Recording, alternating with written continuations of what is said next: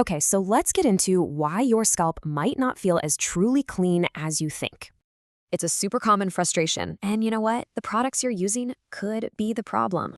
All that gunk creates a barrier, leaving your scalp feeling greasy, itchy, and just not clean. And get this, research shows synthetic hair can hide some pretty nasty chemicals like lead and formaldehyde. The scary part? Your scalp is super absorbent, so those chemicals can get right into your system.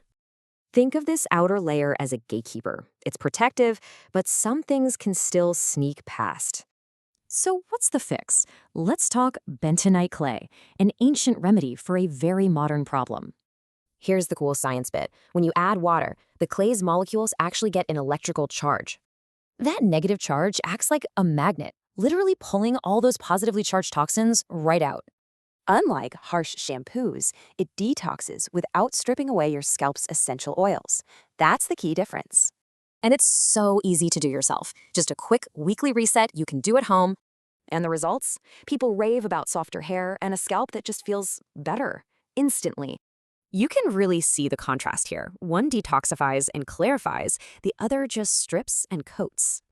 It all comes down to this. A healthy scalp is everything.